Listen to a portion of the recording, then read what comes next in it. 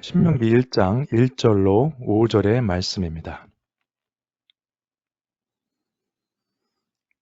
첫 시리즈를 시작하기 때문에 본문에 들어가기 전에 성경 전체에 대한 내용을 조금 살펴보도록 하겠습니다. 먼저 구약은 크리스찬들은 구약이라고 하지만은 이스라엘 사람들은 그것을 히브리 바이블이라고 합니다. 그런데 구약이 성경 전체 77%고요. 신약은 한 23% 정도 됩니다. 그래서 보통 오실 메시아에 대한 예언이 구약이고 메시아께서 오셔서 그 예언이 성취된 것이 신약이다. 간단하게 말씀을 드릴 수 있는데 사실은 성경 전체 내용이 그리스도의 초림, 십자가, 재림 여러 가지 그래서 마지막 때에 관한 것까지 다 포함하고 있습니다. 그러나 시대적인 혹은 시간적인 차이로 볼 때 구약은 역시 오실 메시아에 대한 내용이 많고 신약은 오신 메시아, 예수님께서 하셨던 사역에 관한 내용과 장래, 미래에 관한 내용들이 많다. 그렇게 해서 편의상 구별하는 것뿐입니다. 그러나 우리는 신구약을 다 열심히 연구하고 묵상해야 될 책임이 있는 것이죠.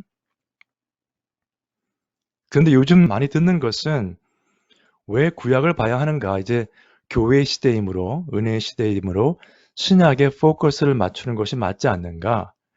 신약만을 열심히 공부한다고 해서 신약에 국한된 공부를 할 수는 없습니다. 그러나 많은 일반적인 생각은 신약의 하나님은 사랑의 하나님이고 구약의 하나님은 무섭다. 그래서 이제는 교회 시대이므로 신약의 하나님을 믿으면 되는 거 아니냐 이런 반문을 하시는 분들이 많이 있어요. 그래서 요즘 교회에서 들릴 수 있는 말이 이런 것입니다. 우리의 위대하신 하나님은 무조건 사랑하시고 용서하시는 분이시다. 교회에서 많이 들을 수 있는 이야기죠. 근데 이 말을 누가 했냐면 2세기 때에 살던 마르시언이라는 사람이 그런 말을 했습니다. 그래서 그 사람은 구약의 하나님과 신약의 하나님을 구별했고 구약의 하나님을 믿을 수 없다. 그래서 그 사람이 말한 것은 이것이었습니다. 우리가 믿어야 될 하나님의 말씀은 누가복음과 사도 바울의 바울서신 뿐이다. 나머지는 무서운 하나님, 죄를 묻는 하나님, 벌 주시는 하나님이기 때문에 우리가 믿는 하나님이 될 수 없다. 근데 1800년 전에 했던 그 말이 지금도 교회에서 들리고 있습니다. 지금도 믿는다고 하는 사람들이 이런 이야기를 하고 있습니다. 저스티어 곤잘레스라는 분이 쓴 교회사에 나오는 이야기고요. 신명기가 모세오경 중에 하나이기 때문에 모세오경의 배경을 조금 보실 필요가 있어요. 먼저 백성들이 출애굽했죠. 애굽의 속박에서 벗어났습니다. 그 다음에 약속의 땅을 가면서 광야 생활을 했죠. 하나님께서 구원해 주신 백성들이 이 땅에 살면서 애굽의 속박에서 벗어난 후에 말씀을 주셨어요. 애굽에 속해 있을 때 말씀을 주신 것이 아니고 거기서 해방이 된 후에 이렇게 살아야 된다는 말씀을 주셨다는 겁니다.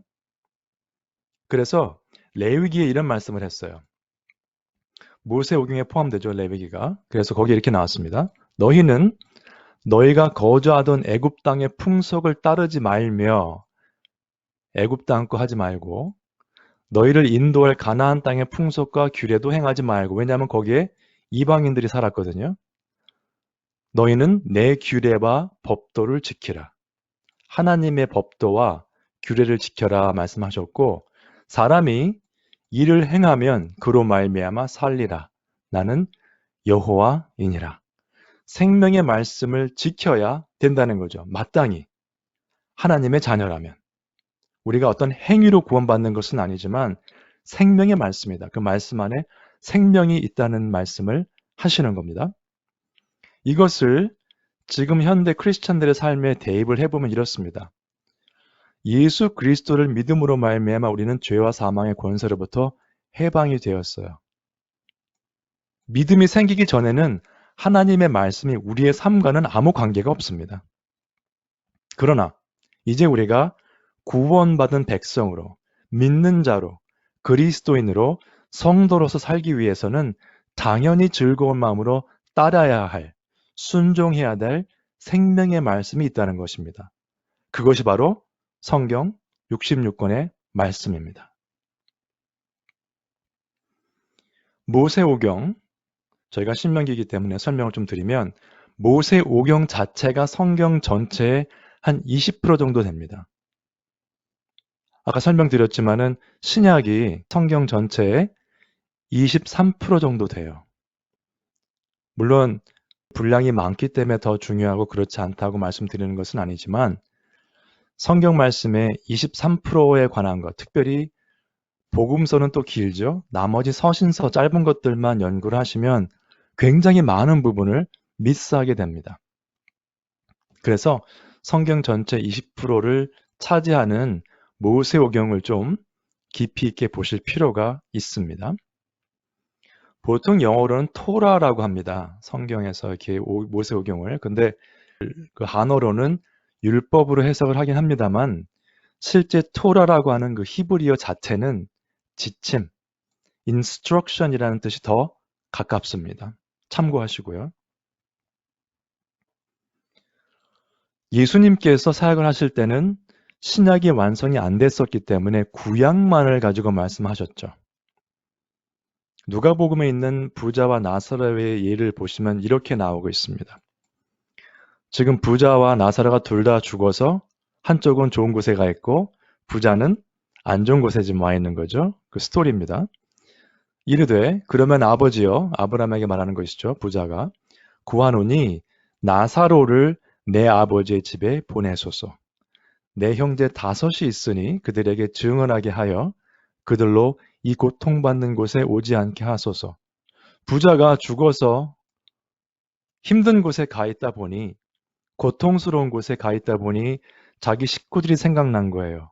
땅에 남아있는 식구들이. 그래서 나사로가 가면 그 사람들이 회개하지 않을까 하는 생각에 이 말을 했습니다. 그랬더니 아브라함이 이렇게 대답을 하죠. 그들에게 모세와 선지자들이 있으니 그들에게 들을지니라. 모세와 선지자라는 말을 했습니다. 모세는 모세오경이겠죠. 성경 말씀을 쭉 보시면 한어에도 이렇게 나와 있습니다. 모세오경을 레위기에 나와 있으니, 신명기에 나와 있으니 이렇게 안 하고요. 항상 율법 혹은 율법책, 모세율법, 모세율법책 이런 식으로 표현이 되어 있습니다. 이 표현들 한번 쭉 보시면 성경 곳곳에 이렇게 나와 있어요. 다 모세오경을 지침하는 말입니다. 그래서 5권을 원래는 따로 보실 수는 없어요. 물론 각각의 제목들이 있긴 합니다만. 계속합니다. 이르되 그렇지 아니하니이다. 아버지 아브라함이여. 만일 죽은 자에서 그들에게 가는 자가 있으면 회개하리이다. 어떤 기적을 보면 회개할 것입니다. 이것도 많이 듣는 이야기입니다, 사실은. 제가 많이 들었던 이야기 중에 하나가 단기 선교 갔다 오신 분 아니면은 수양에 갔다 오신 분들이 하나님의 역사를 체험했다고 말들 하는 걸 많이 들어봅니다. 외국에 나가서 단기 선교 갔다 오셨는데 거기에 갔더니 하나님의 역사하시는 것을 봤다. 이제 나는 하나님을 믿을 수 있을 것 같다. 이런 분들이 있는데 마치 미국에는 하나님이 안 계시고 그분들이 갔던 그곳에는 하나님의 역사하시는 것처럼. 그 하나님은 뭡니까? 굉장히 제한된 분이죠. 살기 힘든 나라, 내가 단기 선교 간 나라에서는 역사하시는데 미국에서는 역사 안 하신다. 이렇게 말하는 건 똑같죠. 내가 다니는 교회에서는 볼 수 없는 일이었다. 같은 이야기죠. 그랬더니 아브라함이 이렇게 말합니다.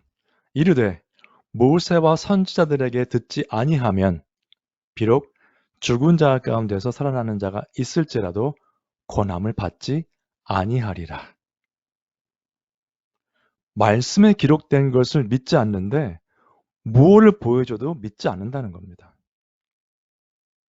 예수님께서 이렇게 말씀하셨어요. 요한복음에서. 모세를 믿었더라면 또 나를 믿었으리니 이는 그가 내게 대하여 기록하였습니다. 그러나 그의 글도 믿지 아니하거늘 어찌 내 말을 믿겠느냐 하시니라. 그러니까 이걸 바꿔 생각해 보시면 모세의 글을 믿으면 구약 성경이죠.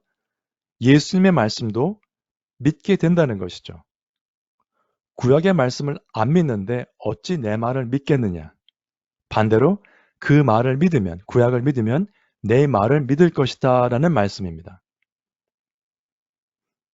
그렇게 생각해 보시면 예수 그리스도를 믿게 되는 말씀은 무엇입니까? 복음의 말씀이죠. 복음의 말씀. 결국 구약에도 복음의 말씀이라는 것입니다. 신약만이 복음의 말씀이 아니고 구약에도 있다는 것입니다. 그래서 제가 신명기를 같이 살펴보겠습니다만 일단 번역본은 제가 영어권도 하기 때문에 번역본은 로버트 알러트라는 이분이 쓴 책인데 이분이 한 20여 년 동안 구약 성경을 번역하셨어요. 구약 학자신데 굉장히 번역이 새롭고 좋습니다. 그래서 이걸 제가 참고할 것이고 그다음에 그 Jewish Study Bible은 유대인들의 관점에서 본 구약입니다. 그들은 메시아를 믿지 않기 때문에 자기들의 역사와 자기들의 관습과 이런 쪽으로 해서 말씀을 봤어요. 그들의 생각을 엿볼 수 있는 그러한 좋은 리소스이기 때문에 참고할 것이고 다른 책들이 많이 있지만 한 2권 정도 소개해드립니다. 혹시 관심 있으시면 보시고요. 그다음에 제가 나누고 싶은 책은 The Triumph of Grace라는 책입니다. 은혜의 승리다. 이 책을 쓰신 분이 데니얼 블락이라는 분인데 그분이 쓴 글 중에 발췌한 것이 이런 부분이 있었습니다. 나는 지난 30년간 신명기를 열심히 연구했다.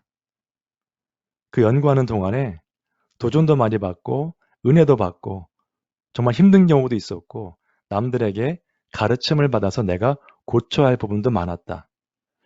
나와 같이 열심히 구약, 신명기를 연구했던 많은 학자들로부터.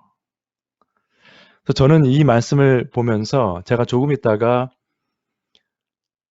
열하루길이면 되는 길을 40년 걸렸다는 말씀을 드리면서 설명을 좀 드리겠지만 여러분 우리가 말씀에 대해서 겸손해야 됩니다. 실제로 여러분 혹시 구약의 신명기라든가 예레미야라든가 에스겔서를 설교를 1년이고 이렇게 하는 것을 들어보신 적이 많지는 않을 거예요. 근데 제가 이제 기도하면서 사실은 레위기를 하려고 시작하다가 신명기를 바꾸게 됐는데 얘기를 좀 해보니까 주위에 보면은 뛰어나신 분들이 많더라고요. 신명기 얘기를 했더니 다 당연히 해야 되는 것이고 그럼 몇 년 동안 해야 되고 뭐 이런 얘기들 하시고 그래서 와 대단하신 분들이다. 근데 제가 이렇게 30년을 연구하신 분이 아직도 사람들에게 자기가 커렉션을 받고 있고 도전받고 힘들었다는 얘기를 들으면서 아 조심해야 되겠다는 생각을 했습니다.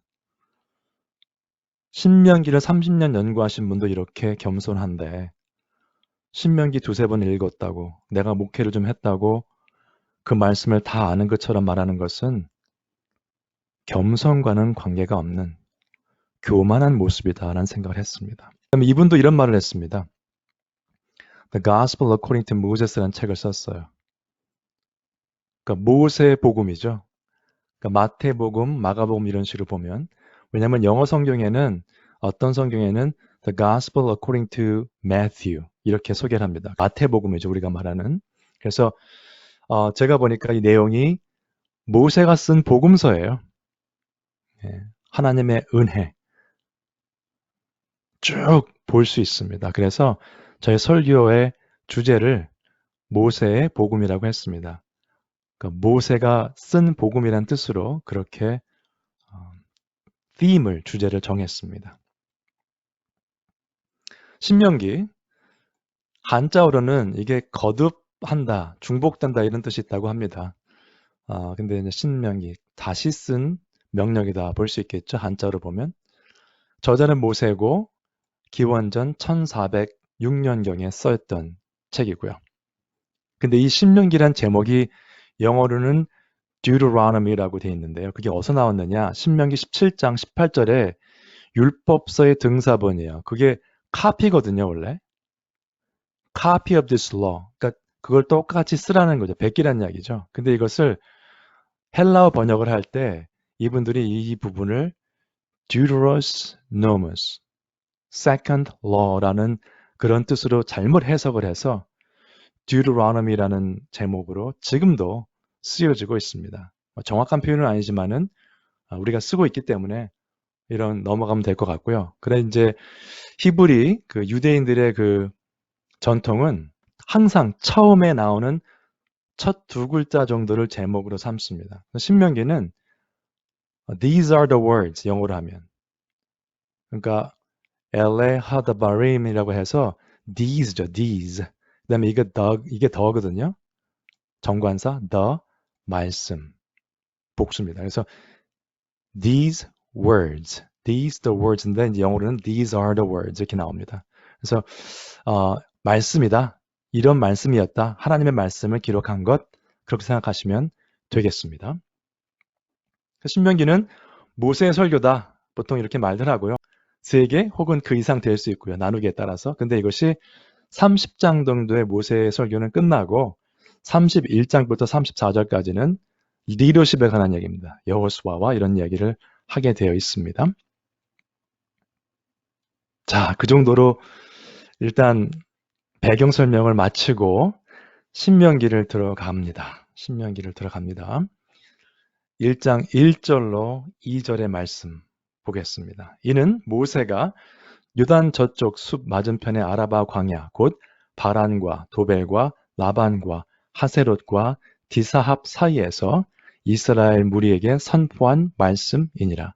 호렙산에서 세일산을 지나 가데스 바네아까지 10하룻길이었더라. 호렙산은 그 시내산의 다른 이름입니다. 그래서 정확한 위치는 알 수 없지만 아마 여기가 시내산일 것이다. 그래서 여기서부터 이렇게 쭉 지나서 여기까지 가는데, 그죠? 가데스 바네아까지 가는데 10하루 길이에요. 굳이 따지자면은 직선 거리로 따지면은 300마일도 안 되는 거리입니다, 사실은. 10하루 길이라고 나왔는데 얼마 걸렸죠? 40년 걸렸습니다. 40년. 왜 그랬는가? 한번 보겠습니다. 민수기 14장에 이런 말이 나옵니다.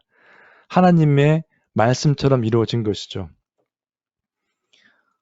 나를 원망하는 이 악한 회중에게 내가 어느 때까지 참으랴. 이스라엘 자손이 나를 향하여 원망하는 바 그 원망하는 말을 내가 들었노라. 그들에게 이르기를 여호와의 말씀에 너희 시체가 이 광야에 엎드러질 것이라.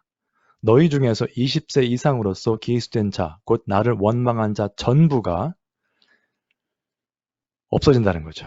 그쵸? 여분네의 아들 갈렙과 눈의 아들 여호수아 이외에는 내가 맹세하여 너에게 살게 하리라 한 땅에 결단코 들어가지 못하리라. 예외는 갈렙과 여호수아였습니다.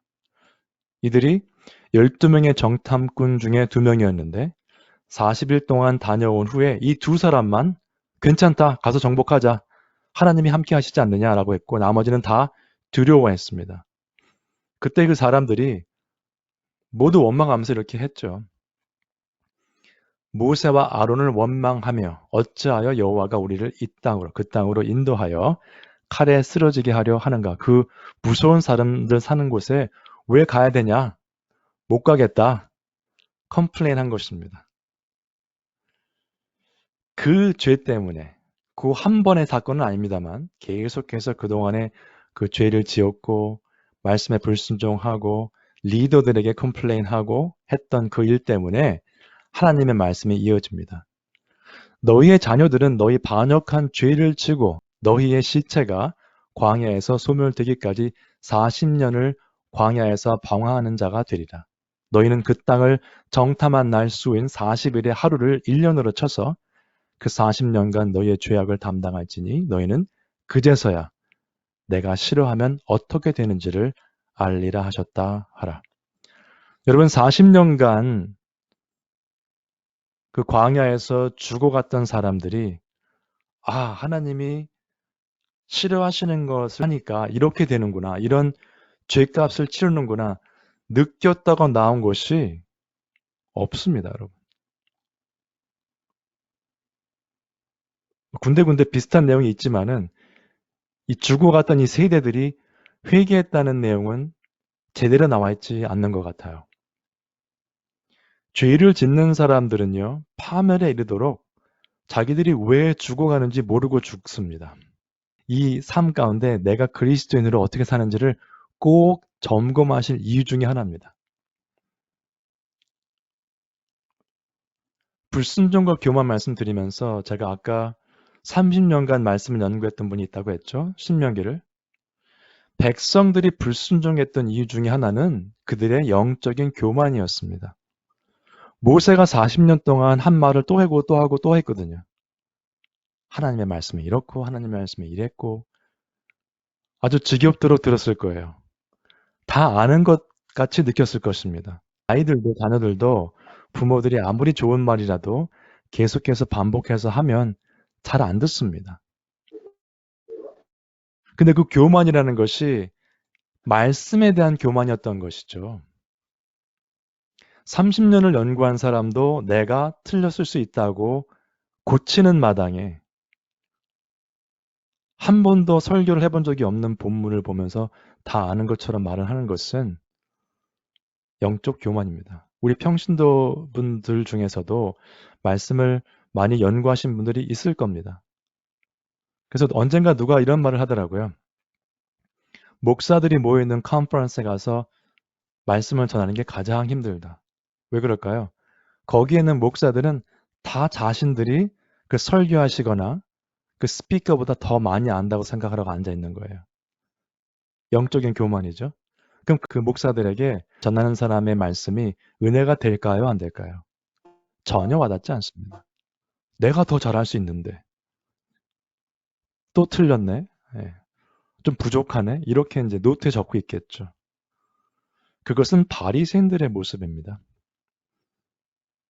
여러분들도 열심히 성경을 연구하셨더라도 말씀 앞에서 겸손하시기를 바랍니다. 그리고 우리의 행위는요, 다 그리스도의 심판대 앞에서 드러나게 되어 있습니다. 선악간에. 지금 우리가 살고 있는 그 삶 가운데서도 죄에 대한 것은 하나님께서 물으실 수 있겠지만은 우리는 언젠가 우리의 삶을 정산해야 됩니다. 어떻게 살았나, 어떻게 시간을 보냈는가, 내가 주위의 형제 자매들과 어떻게 지내고 그들에게 어떤 위로와 평강을 같이 나누고 했는가, 이런 모든 것들에 대해서 우리가 정산하게 되어 있습니다. 여러분, 그리스도 예수 앞에 서게 됐다는 것을 믿는다면 우리가 죽은 후에 영생과 영벌의 두 가지 갈래길이 있다는 것을 믿으신다면 우리의 삶 가운데 말 하나, 생각 하나, 행동 하나가 굉장히 조심스러워야 됩니다. 물론 우리의 행위로 구원받는 것은 아닙니다. 이것은 한번 제가 말씀을 준비하면서 생각했던 것인데요. 나중에 또 기회가 되면 좀 더 연구를 해보고 싶은 부분입니다. 그래서 미리 말씀을 드리는데 출애굽한 백성들이 불순종으로 인해서 하나님께서 40년간 20세 이상 된 사람들은 다 여기서 죽을 것이다. 벌을 주셨잖아요. 그런데 그들의 죄를 물으신 것은 광야에 있을 때의 불순종이었습니다. 그들이 애굽에 있을 때 지었던 죄나 이런 불순종은 전혀 언급을 안 하셨어요. 어떻게 본다면 크리스찬이 된 후의 삶이 더 중요한 것입니다. 그 전의 삶을 뭐 아무 생각 없이 괜찮아 이게 생각하시라는 것이 아니라 그 전의 삶과 예수님을 믿은 후의 삶의 차이는 엄청난 것이에요. 지금 하나님의 백성으로 출애굽한 다음에 죄를 물으셨기 때문에 그 전의 삶도 우리가 정산해야 되겠지만은 우리가 그리스도인이 됐다면, 성도가 됐다면은 이제 그리스도 안에 살면서의 삶은 정말 조심해야 되겠다. 정말 주님께 늘 의지하고 주님 안에 있는 성도들과의 교제 가운데 기쁜 마음으로 섬기며 그들을 위해서 봉사하는 그런 마음들이 있어야 되겠다 생각을 해봤습니다. 이것은 좀 나중에 확인을 좀 해볼 필요가 있겠습니다. 계속하죠. 3절 말씀입니다. 40째 해, 11째 달. 그러니까 40년째 되는 해에 거의 마지막 달이죠. 그달 첫째 날에 모세가 이스라엘 자손에게 여호와께서 그들을 위하여 자기에게 주신 명령을 다 알렸으나 그 말씀을 알렸을 때가 이제 곧 광야 생활이 끝나고 약속의 땅에 들어가기 때문에 모세는 유언의 메시지를 남긴 것이라고 보시면 되겠습니다. 사도 바울이 디모데 후서에서 마치 유언과 같은 말씀을 했던 것처럼 그게 마지막 서신서였기 때문에 사도 바울이 썼던 같은 긴급한 마음으로 다음 세대를 위해서 남긴 말씀으로 보시면 되겠어요. 근데 그때는 여러 가지 이 왕들을 무찌른 후였습니다. 이 내용은 민수기 21장과 신명기 2장을 보시면 자세히 나와 있기 때문에 한번 참고하시고요. 그 일들이 있은 후에 모세가 말씀을 전했는데 어디서 전했는가? 유단 저쪽 모압 땅에서 여기입니다. 전했는데 여기 보시면 이게 이제 사해죠. 데드스니까. 그럼 이 위로 쭉 올라가면 이제 여기가 요단강이고 위로 쭉 올라가시면 갈릴리가 나오죠. 지금 다 도착한 거예요. 이제 곧 다음 달이면은 그 땅을 정복하러 가는 그러한 상황이었습니다. 그런데 이 이야기가 명령을 알렸다. 그리고 설명 시작하였다 하면 될 것 같은데 굳이 이 왕들을 무찌른 이야기가 왜 4절에 나왔을까? 연결이 잘 안 되죠. 그죠? 근데 이것은 제가 다다음 주에 하겠습니다만 이 말씀을 보시면 이해가 되실 거예요. 너희보다 먼저 가시는 너희의 하나님 여호와께서 애굽에서 너희를 위하여 너희 목전에서 모든 일을 행하신 것 같이 이제도 너희를 위하여 싸우실 것이며 하나님께서 너희를 위해 싸운다는 거죠. 실제로 보이는 것은 우리가 싸우는 것 같고 우리가 삶 가운데 치열하게 일하고 정말 경쟁하고 식구들 보살피고 이렇게 사는 것 같지만 하나님께서 해주신다는 것입니다. 하나님께서 그렇게 일들을 담당해 주신다는 것. 물론 우리가 육체적으로 힘들 수 있고 정신적으로 힘든 일을 겪을 수 있지만은 하나님께서 해주심을 믿는다면 그 다음에 그런 자들에게 하나님의 명령, 하나님의 말씀을 전해주게 된다는 거죠. 그러면 우리들은 그 말씀을 붙잡고 살아야 될 의무가 있습니다. 왜요? 하나님께서 은혜를 이런 식으로 보여주셨기 때문에. 그리고 5절에 나오는 말씀이 중요하기 때문에 그다음에 이번에 설교의 주제가 모세의 복음이고 또 설교자 모세의 모습을 봐야 되기 때문에 그 부분에 대해서 조금 중점적으로 살펴보겠습니다. 남은 시간 동안. 설명하기 시작하였더라 하는 그 부분인데 율법을 설명했다는 것입니다. 그 설명한다는 단어가 한글이나 영어로는 굉장히 그냥 쉬운 단어예요. 근데 무엇을 설명했는가 먼저 보시면은 여호와께서 주신 명령들이죠. 그러면 그 설명이란 단어가 어떤 뜻인가? 이 히브리 단어가 3번 등장합니다. 지금 말씀드렸던 신명기 1장 5절하고 27장 8절의 말씀과 그 다음에 하박국에 나오는데요. 여기 보시면 27장 8절에 분명하고 정확하게 기록할지니라. 너는 이 율법의 모든 말씀을 그 돌들 위에 분명하고 정확하게. 왜요? 듣는 사람이나 읽는 사람들이 분명하고 정확하게 이해할 수 있도록 설명하라는 거죠. 기록하라는 거죠. 모세가 이 말을 할 때까지는 oral tradition이라고 해서 speech입니다. 말로 전했어요. 이제는 기록하는 것으로 가는 겁니다. 바뀝니다. 이제는 설교만 하다가 그것을 기록해서 남기라는 거죠. 분명하고 정확하게. 이것이 하박국에는 이렇게 나옵니다. 여호와께서 내게 대답하여 이르시되 너는 이 묵시를 기록하여 판에 명백히 새기되 달려가면서도 읽을 수 있게 하라. 같은 어떤 상황에서도 읽고 이해할 수 있도록 명백히 새기라. 이 명백하다는 뜻이 이 설명하다는 뜻입니다. 모세가 설교자로서 우리가 신명기를 모세 설교라고 지금 배웠죠? 그러면 이 설명하는 게 왜 중요한가? 좀 더 살펴보겠습니다. 말씀, 선포한 말씀이었고 여호와께서 주신 명령을 선포하였고 그 다음에 그 율법을 설명했다. 모세의 모습입니다.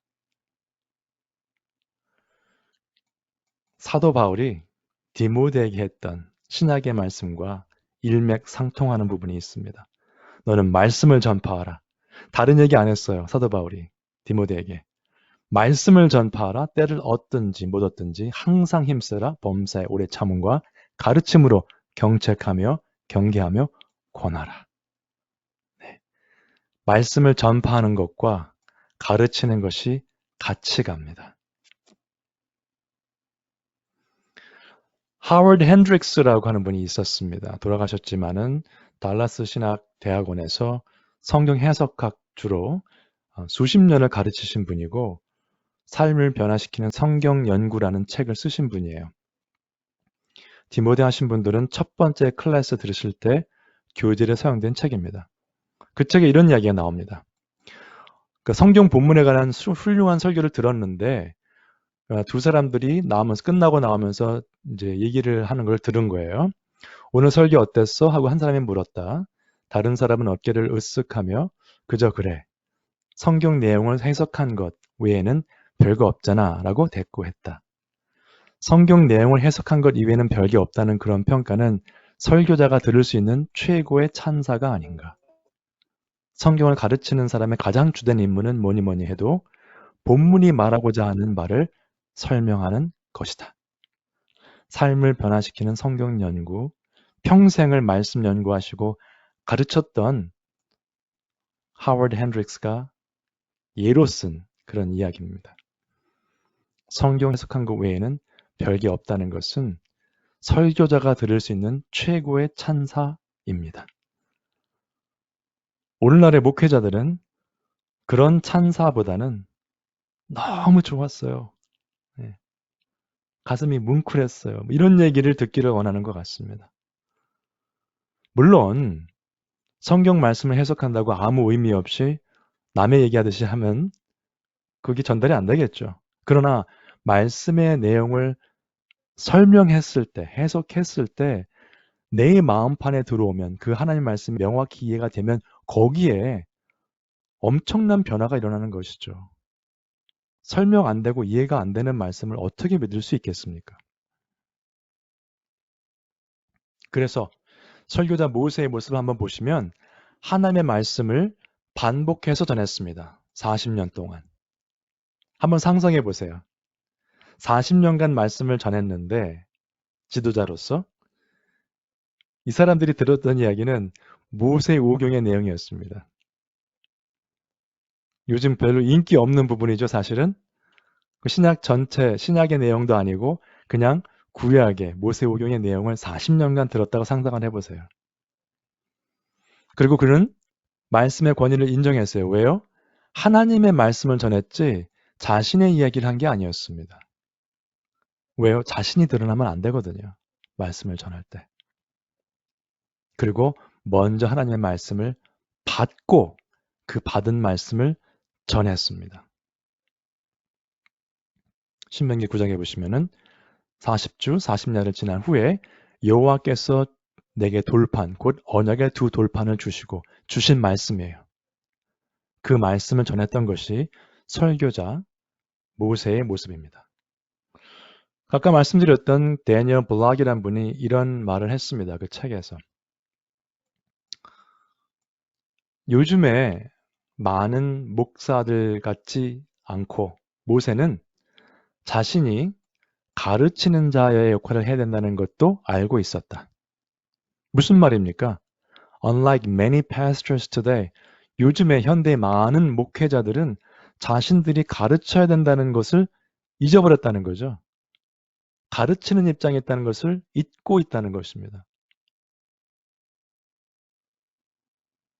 안타까운 일이죠. 하나님의 말씀과 하나님의 백성 사이에는 아주 밀접한 관계가 있습니다. 광야에서 하나님의 말씀에 불순종했던 백성들은 말씀에 대해서 교만했습니다. 본인들이 다 안다고 생각을 했고 본인들이 선민이기 때문에 설마 이런 생각을 했을 수도 있습니다. 느헤미야 8장에 보시면 이렇게 나옵니다. 하나님의 율법책을 낭독하고 그 뜻을 해석하여 백성에게 그 낭독하는 것을 다 깨닫게 하니 에스라가 레위인들과 더불어 그 율법책을 낭독하면서 여러 사람들이 그 말씀에 해석을 했다는 것입니다. 그것은 설명을 잘했다는 뜻도 있고요. 이때 당시에는 언어가 달랐기 때문에 번역, 통역을 했다는 뜻도 됩니다. 알아들을 수 있게 설명했다는 것에 중점을 두시면 되겠습니다. 이 말씀을 해가 뜰 때부터 정오까지 했으니 6시간 이상 했겠죠. 그 말씀을 들었던 사람들의 반응입니다. 모든 백성이 곧 가서 먹고 마시며 나누어 주고 크게 즐거워하니, 크게 즐거워했는데 그 이유가 무엇인가? 이는 그들이 그 읽어 들려준 말을 밝히 알미라. 아, 이런 말씀이었구나. 그것을 깨달으면서 거기에 큰 즐거움이 있었다는 것입니다.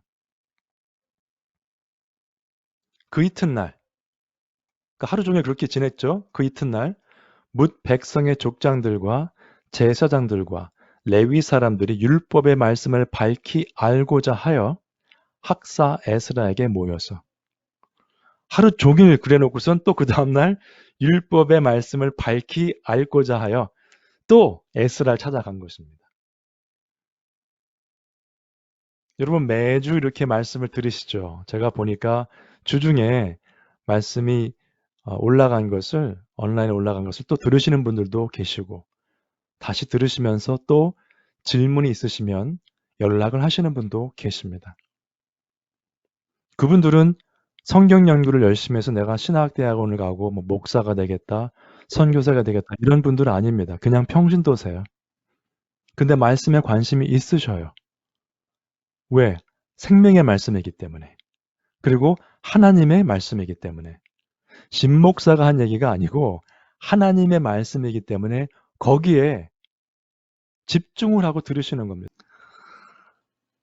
그러면 설교자는 어때야 하는가? 말씀을 한번 드리고 마치도록 하겠습니다.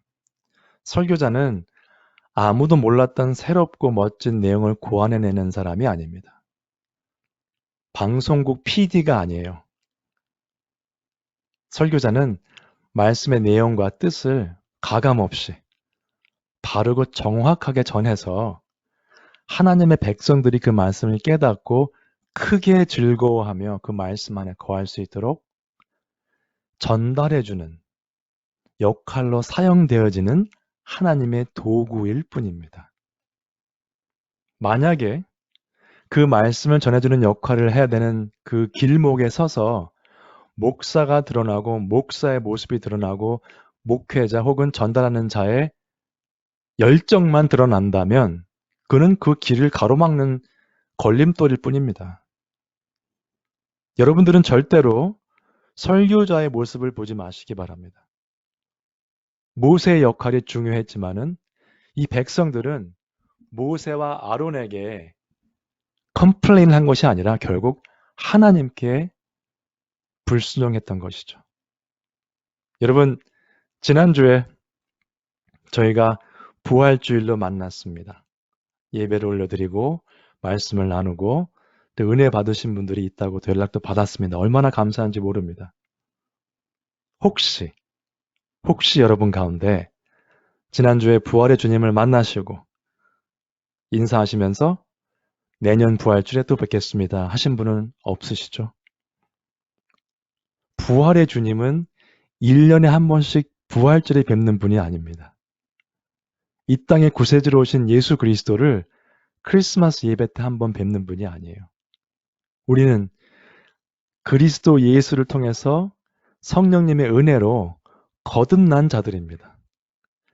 예수 그리스도와 하루하루 매일매일 부활의 주님, 초림하셔서 역사하셨던 주님, 또 다시 오실 주님, 우리에게 영생을 주시고 돌아오셔서 착하고 충성된 종이라고 칭찬하실 그 주님을 바라보면서 그 천국의 소망을 가지고 하루하루 기쁨 가운데 네임에 나오는 이 백성들처럼 크게 즐거워하며 말씀 안에서 거하시는 우리 모두가 되시기를 주님의 이름으로 축원드립니다.